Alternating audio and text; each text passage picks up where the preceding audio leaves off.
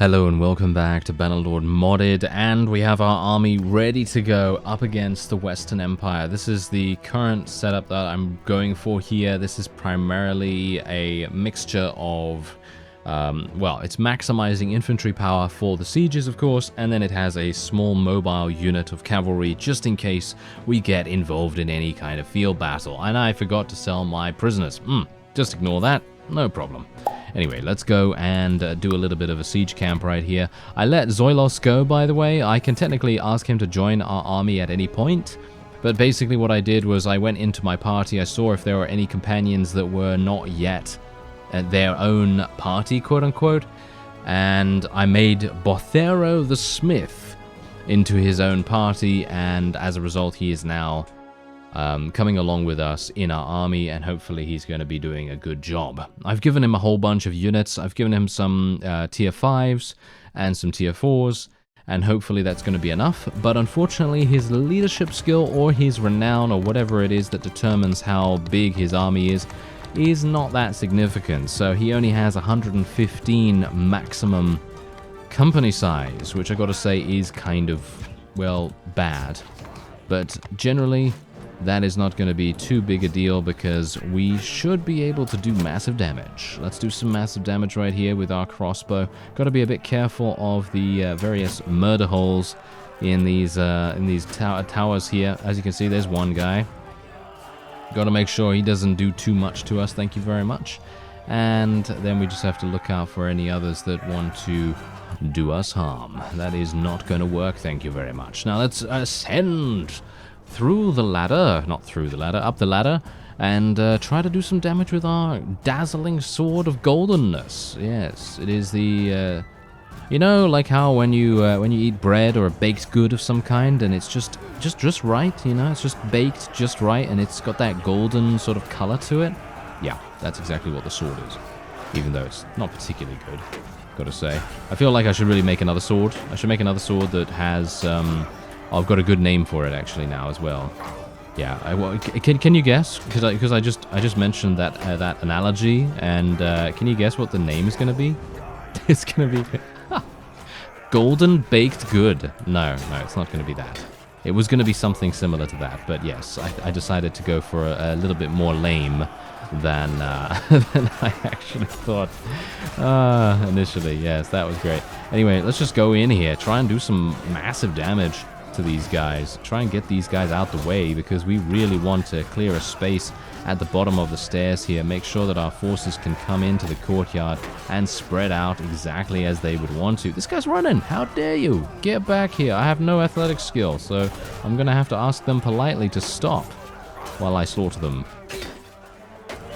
Get him. Oh, that guy had a mace of some kind, so yeah, he was definitely going to do some massive damage. If he actually was capable of landing any hits, then that definitely would have done quite a bit. I gotta say, I actually really like your suggestion to create this sword, so I'm thinking what I'm going to do is I'm going to continue making another sword, but I'm going to try and make it a little better than what this one is, because I feel like, yeah, this is good, but I feel like it maybe needs to focus a bit more on handling and less on low reach, because I personally feel like if I had a weapon that is high handling but also relatively high reach, I should be able to utilize it in close quarter situations with decent swing speed as well, without sacrificing too much reach, because you can see here that look at how short it is. It's a little bit too short for my liking. So I think what we're going to do is whenever we get to the next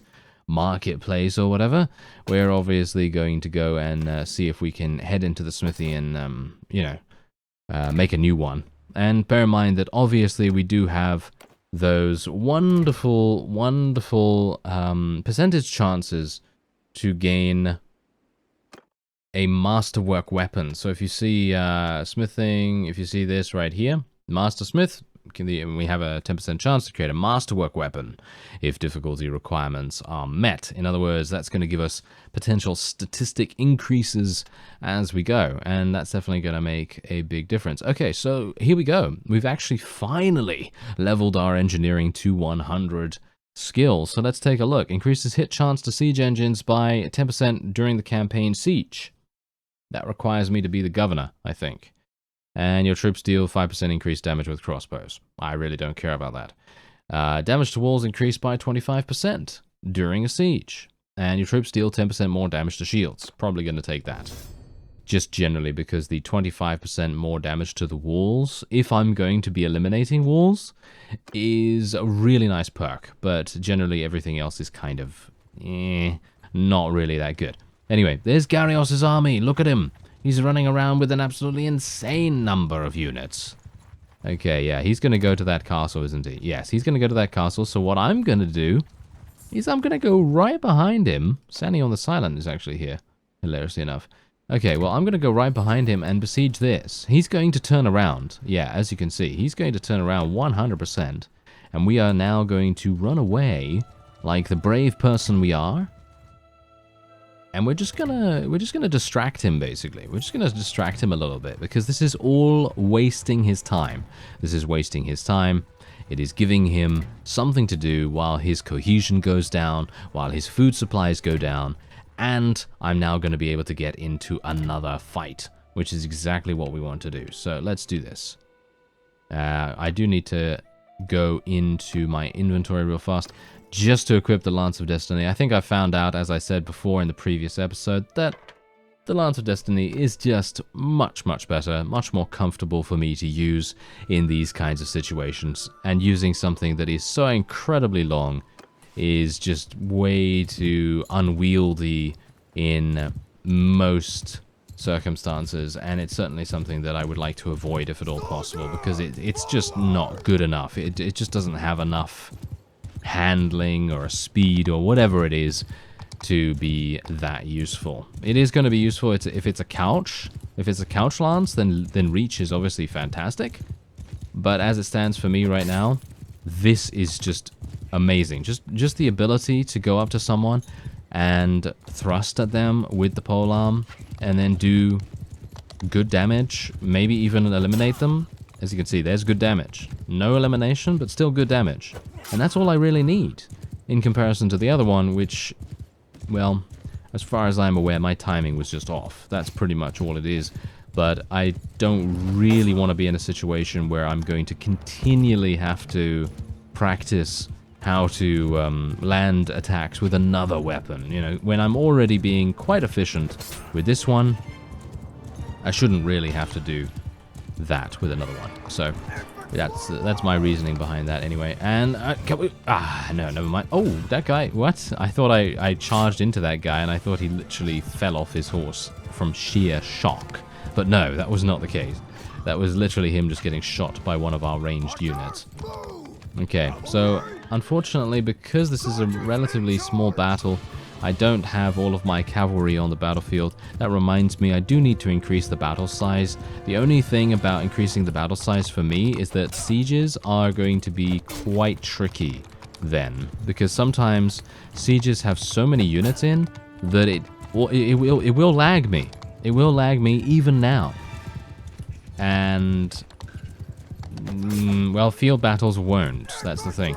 Field battles don't tend to lag, but sieges sometimes do. So if I do increase the battle size, it is going to make it so that sieges will lag even more, and field battles, well, hopefully they're not going to lag. But generally, I want to try and maximize the amount of smoothness that we have from the game while they are still working on optimizing it as much as they possibly can. And they've done a great job because, well, as we know, when the game first began, the optimization was not the best. And, I mean, we know that, obviously, because it just came out into early access and they still had work to do on it. But, yeah, that's the whole point. It needs to continue getting that progression, continue getting all of those bug fixes and upgrades and so on and so forth, and eventually it's going to run as smooth as silk, or at least I can only hope that to be the case.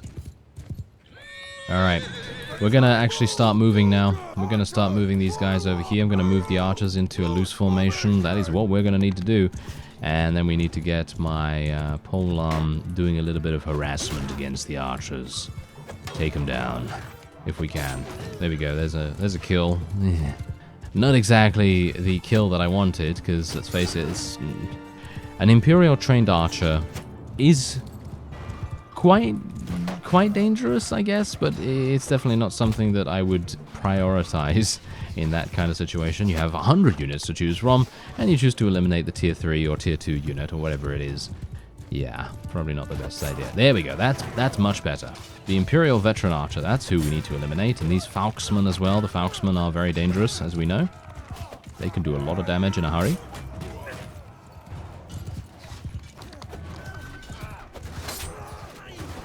Timing actually appears to be off today.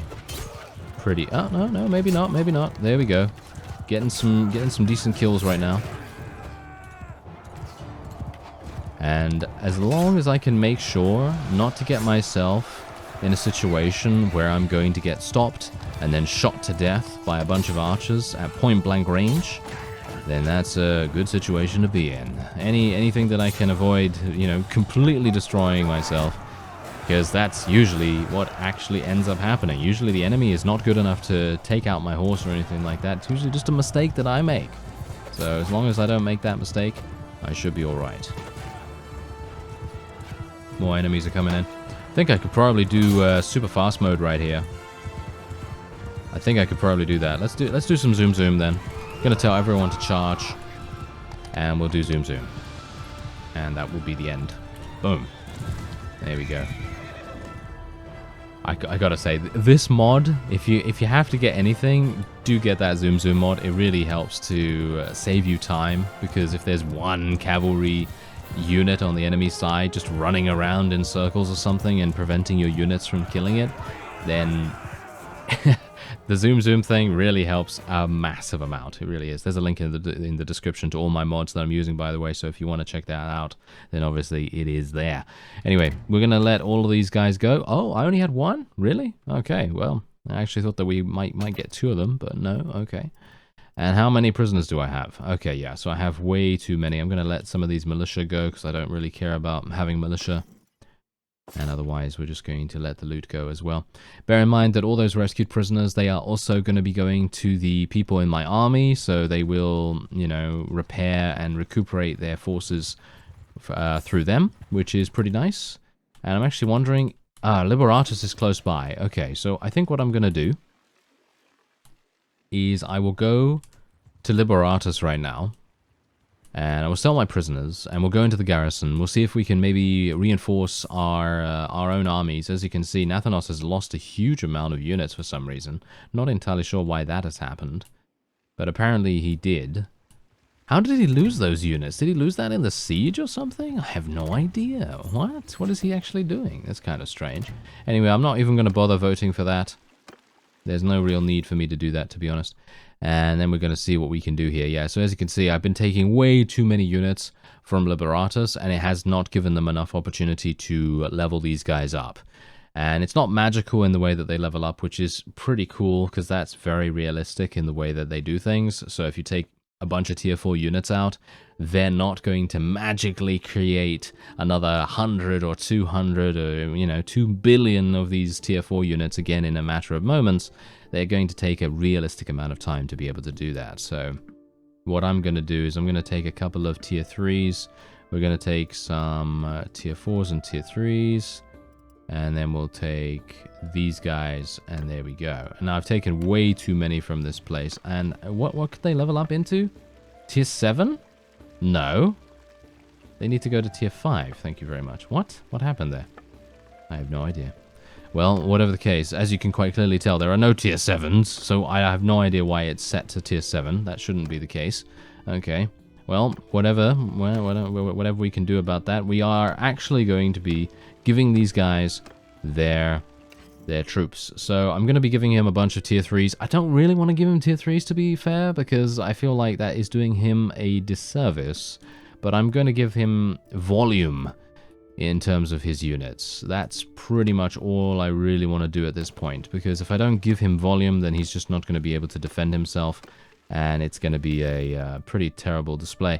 Oh yeah, I actually should remember that this guy can only handle a very small amount of units, so that's the reason. Okay, well, let's just give him 120 then, I guess, and then we'll put the rest back into the garrison there.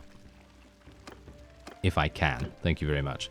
Okay, yeah, so let's see. What else do I have here? Do I have any tier 3s? No, I've got some tier 4s. There we go. I do have some tier 3s right there. And I really need more more capacity, to be honest. I feel like having more capacity would really help me out a great deal. But unfortunately, that doesn't seem to be happening. It's not going to happen for quite some time, I don't think. How much space do I have now? Really? Another 30? Are you serious? Okay, I'm going to just get rid of a couple of these then. Is that enough? 5 more? Okay. These guys? There we go. Alright, that's the best I can probably do right here. Let's see what kind of marketplace is going on here as well. There's 29,000 in here, so I think I can probably sell all of this. Alright, so we've sold everything in the marketplace, and we're going to go through to the smithy now, because obviously, as I said before, we do want to create another two-handed, not another two-handed, another one-handed sword. So let's see if I can actually make this work. So, weapon reach is not that important, but I want to make some, ooh, this is looking pretty nice. I like the scimitars. I do like the scimitars quite a bit, so I'm thinking we're probably going to make something similar to this. The handling's really nice as well, as you can quite clearly tell. The handling is about 95. I quite like that.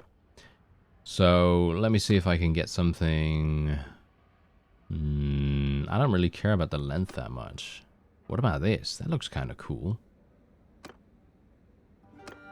Okay, what about the grip?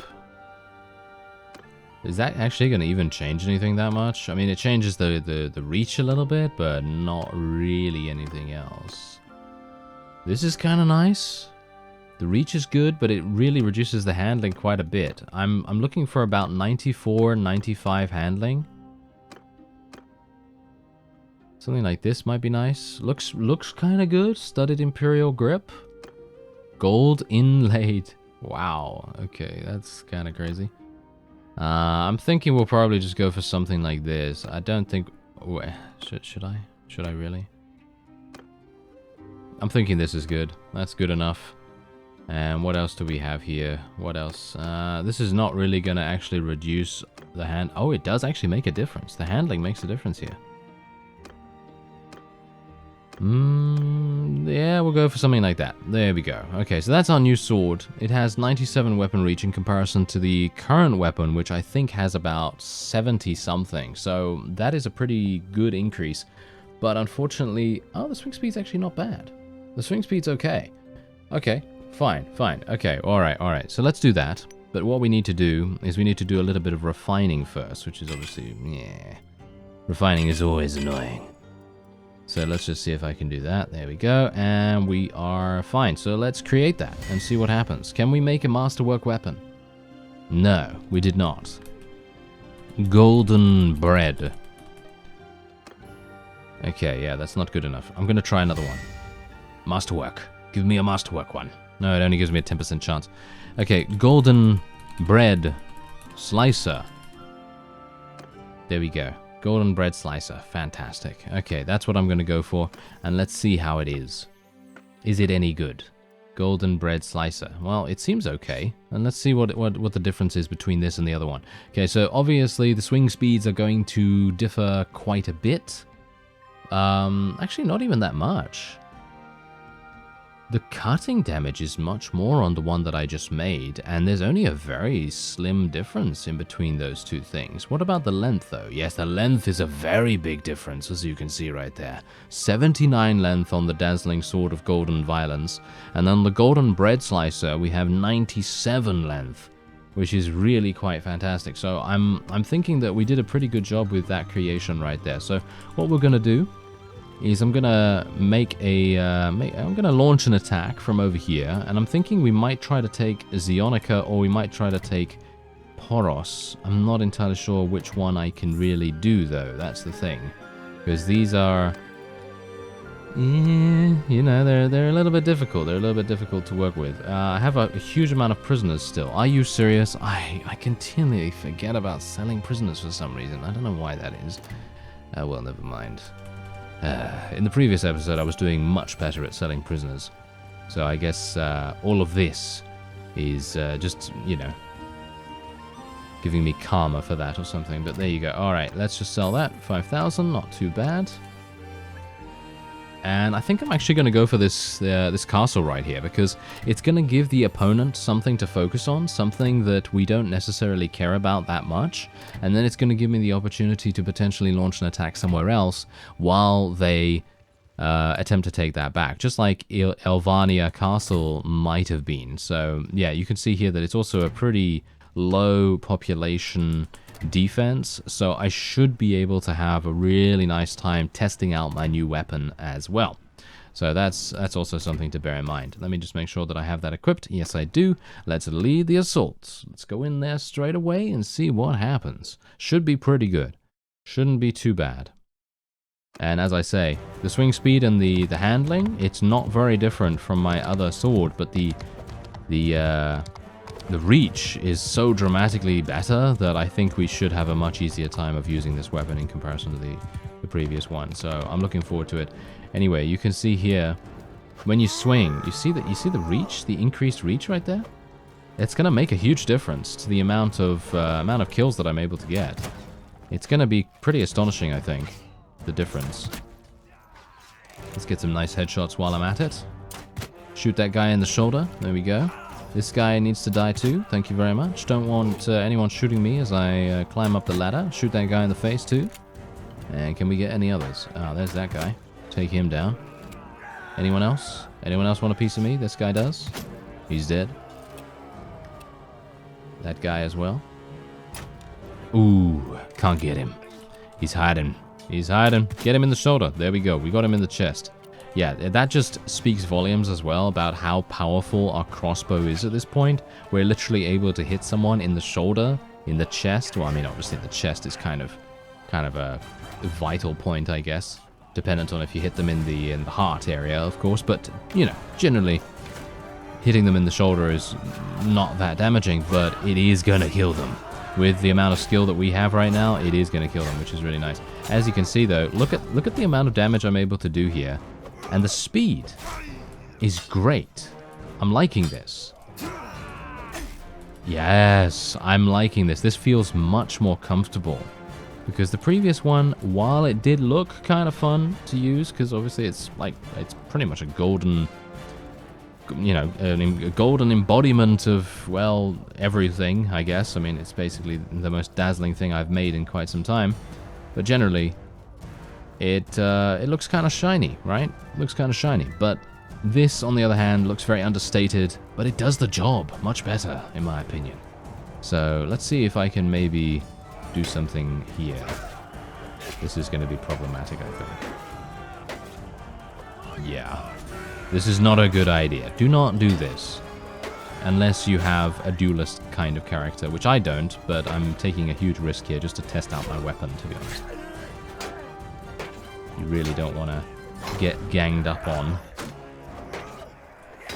I'm using the same exact attack every single time because I want to try and damage their shields as much as possible. There we go. Because eventually they're going to get tired of holding their shield, because they're going to see that their shield, you know, durability is going down, and then they're going to be like, oh, what am I going to do? And then they're going to panic. So I can only hope that that is what they will do. Come on, guys. Yes.